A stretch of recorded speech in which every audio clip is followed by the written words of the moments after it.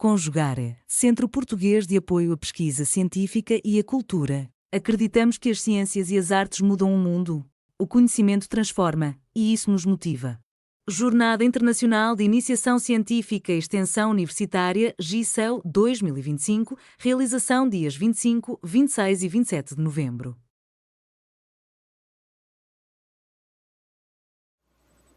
Olá a todos, sou o professor Dr. José Roberto de Paiva Gomes, professor adjunto de História Antiga e Medieval da UERJ. Iremos apresentar a comunicação Interações Simbólicas entre Civilizações Antigas no Mediterrâneo Antigo, de autoria minha e de meus orientandos, no meu caso José Roberto, Luciano e João Vitor.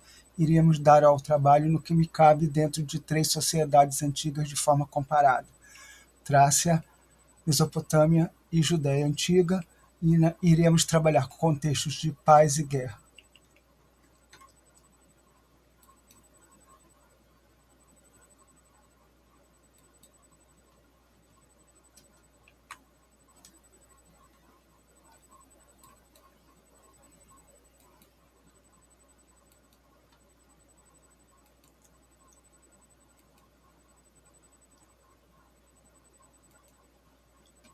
Então, usaremos como suporte teórico o conceito de interações simbólicas formulado por Herbert Blumer. O interacionismo simbólico, desenvolvido por Blumer, propõe que os significados sociais não são fixos, mas construídos e negociados nas interações. De aplicado ao mundo antigo, isso nos permite entender a guerra como performance simbólica. O guerreiro não era apenas um combatente, mas um símbolo de masculinidade, honra e cidadania, e os rituais religiosos antes das batalhas reforçavam o caráter sagrado do conflito. O bárbaro é visto como uma construção simbólica. Povos estrangeiros eram representados como ameaças à ordem, justificando a violência. Essa imagem era negociada e reforçada por líderes e elites para consolidar identidades coletivas.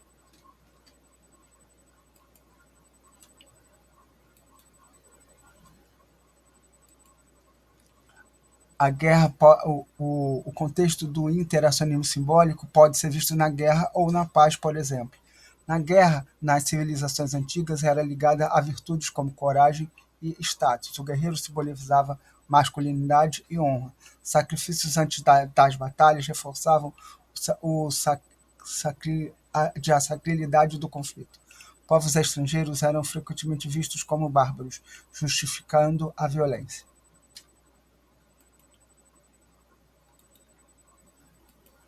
No caso de Milcíades, encontramos uma aliança com os trácios. Milcíades, o jovem, casou-se com Hegesippe, filha do rei Trácio Louros, no VI século.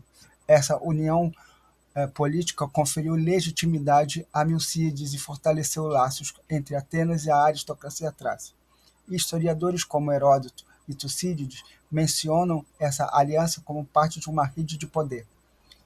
Existem implicações nessa aliança de ambos os lados. O casamento foi uma estratégia diplomática que permitiu a Atenas de expandir sua influência no norte do Egeu.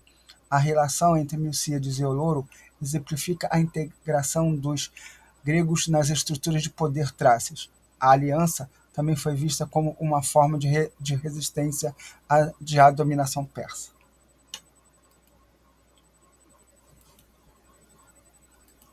Observamos dinâmicas culturais e políticas nessas relações. A arqueologia búlgara revela uma elite trácia sofisticada, conectada ao mundo helênico. A cultura material encontrada em túmulos trácios sugere intensas trocas culturais. A historiografia moderna busca superar a dicotomia entre gregos e bárbaros, mostrando que as relações eram complexas e multifacetadas.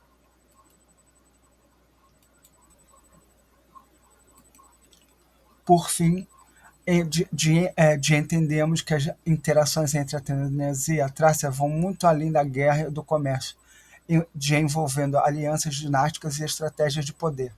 A aliança de Milcíades com os trácios exemplifica uma dinâmica de cooperação política que desafia visões tradicionais de antagonismos, sempre a relação conflituosa gregos e bárbaros. De agradeço a todos, passo a Luciana e ao João a questão da comunicação. Decorada em 4 lados com cenas de mosaicos feitas de conchas, calcário vermelho e lápis azul, cavejadas com betume, um lado mostra cenas de guerra e um exército sumério com carroças sobre rodas e infantaria atacam o inimigo. Os prisioneiros são levados diante de um indivíduo maior, acompanhados por guardas e com sua própria carroça à espera.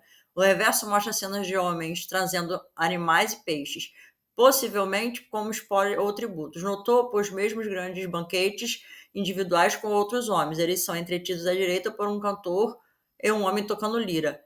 Os painéis triangulares nas extremidades mostram outras cenas. O objeto foi encontrado esmagado, mas desde então restaurado. As civilizações mesopotâmicas desenvolveram-se nas regiões banhadas pelos rios Eufrates e Tigres. Elas foram marcadas pela guerra, e esse fato se reflete em sua arte. A primeira evidência artística sobrevivem da Mesopotâmia pré-histórica, 5.000 a.C. a 3.000 a.C. Mas os verdadeiros criadores da civilização e da arte foram os sumérios. O famoso estandarte de Ur foi encontrado na tumba real PG 779, que pertencia ao rei Ur-Pabilsag, da primeira dinastia de Ur. O estandarte de Ur é a peça do mosaico mais elaborada e um dos objetos mais notáveis e importantes que o sol da Mesopotâmia preservou para nós. O que ele realmente foi é difícil de determinar.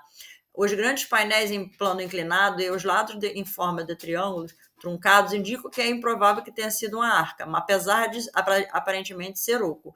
Estava deitado na tumba, encostada e sobre o ombro de um homem, como se ele tivesse sido carregado por ele em um mastro. Por isso, a sugestão que fosse uma espécie de estandarte pareceu razoável. Woolley, página 84. Apesar da hipótese levantada por Woolley e reforçada por alguns estudiosos de que o estandarte de Ur poderia ter sido uma caixa de ressonância de instrumento musical, essa ideia foi rejeitada por André Parodi, em sua obra Missão Arqueológica de Mare. O autor argumenta que a forma e a estrutura do objeto não permite tal função. A forma trapezoidal e a disposição do mosaico não se prestam de forma alguma a tal uso. A arqueóloga Dorota Lavenka, da Universidade de Varsóvia, analisa as figuras representadas no painel conhecido como pais, do estandarte de Ur, questionando a identificação tradicional dessas figuras como simples portadores de tributos. Lavenka argumenta que essas formas podem representar indivíduos de status elevado, possivelmente elites de outras cidades e estados, sumérias ou até mesmo de regiões vizinhas, envolvidas em relações diplomáticas com Ur. Ela baseia suas análises em evidências iconográficas e contextuais, sugerindo que a cena pode refletir práticas de diplomacia e alianças políticas do período dinástico arcaico da Mesopotâmia. A grande quantidade de artefatos militares encontrados evidenciou uma cultura bélica e revelou o poderio militar dessa dinastia. A capacidade manufatureira de produção em massa de determinadas ferramentas, neste caso armas, como um bem bélico essencial à existência dessa civilização, demonstra um pensamento militar mais avançado do que atribuído anteriormente a esses povos. Tática elementar de infantaria bem mais posterior do que atribuída aos gregos. Sua datação, aproximadamente em 2500 a.C., é associada ao rei Ur-Pabilsag, que teria morrido por volta de 2570 a.C., pois a tumba onde o artefato foi encontrado, PG 779, pertencia ao rei da primeira dinastia. Vale destacar o papel central do rei em cada um dos principais temas iconográficos que ele contém. Isso refere ao duplo papel que o governante em seu lugar exerce em relação ao seu povo. Uma dualidade que expressa a transição para o chamado Estado Palatino e combina, na pessoa do soberano, a proteção da cidade contra adversários e a mediação perante os deuses, governando a sociedade de acordo com seus projetos como administrador. Os sumérios eram conhecidos como povos hidráulicos e viviam da agricultura, pecuária, manufatura e comércio. No entanto, com o crescimento de Ur, a necessidade de defesa territorial e expansão de fronteiras pode ter levado a Ur se consolidar como potência militar. Embora a identidade exata do rei de Ur e do inimigo permaneça no campo da conjectura, o painel reflete as frequentes guerras fronteiriças e tentativas de hegemonia entre cidades e estados mesopotâmicas. A religião foi um ponto muito importante, pois os reis atuavam como representantes dos deuses na terra.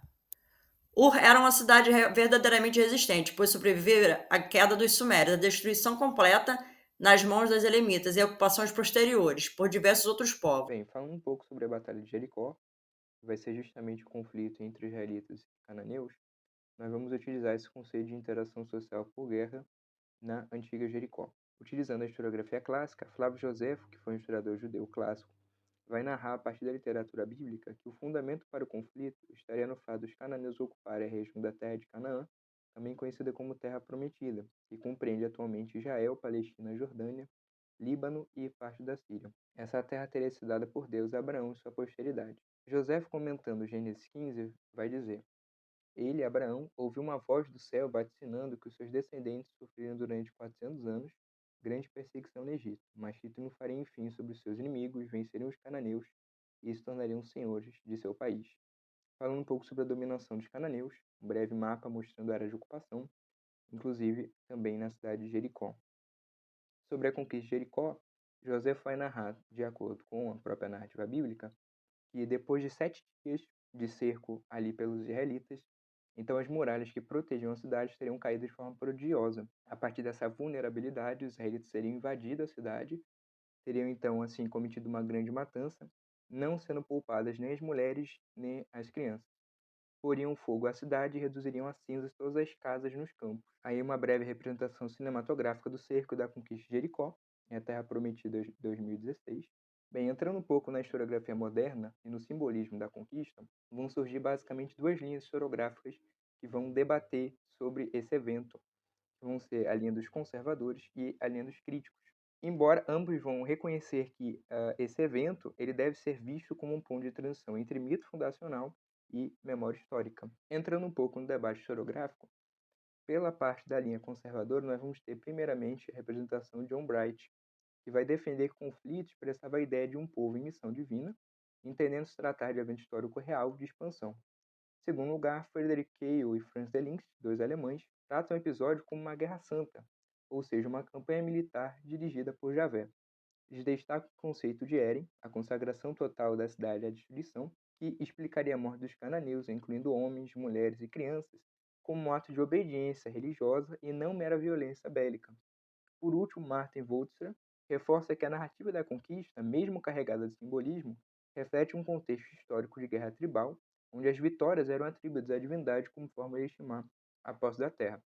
Por outro lado, a segunda linha dos críticos ganha força com Roland Devouche, um dominicano francês, que, embora reconheça a dimensão histórica do evento, propõe que a conquista de Canaã não foi um evento súbito total, mas um processo prolongado composto por combates locais e progressiva infiltração israelita. Mário Liverani, por exemplo, traz uma perspectiva mitológica do conflito e argumenta que a conquista representa uma reconstrução ideológica elaborada durante o período monárquico. Em sua visão, as guerras contra os cananeus simbolizavam o processo de formação identitária do povo, mais do que um evento militar preciso. De modo semelhante, Israel Finkelstein interpreta os relatos de Josué como história teológica, composto séculos após supostos eventos. Assim, a destruição de Jericó e o extermínio dos cananeus expressam ideologicamente a separação entre o povo puro de Javé e as populações locais consideradas idólatras. Bem, nossas considerações finais. Em conclusão, a historiografia moderna, portanto, reconhece que o conflito entre israelitas e cananeus é simultaneamente um evento de formação política e uma construção teológica de identidade. Ademais, a conquista de Jericó é interpretada em dois grandes eixos: o conservador histórico, que sustenta a ocorrência real do evento e sua dimensão sagrada, e o crítico historiográfico, que entende o relato como uma construção literária ideológica posterior. Como resume Bretton Woods, Jericó continua sendo um campo de batalha não apenas das antigas muralhas, mas também das interpretações modernas. Seguem as referências. Realização, Conjugare, Centro Português de Apoio à Pesquisa Científica e à Cultura.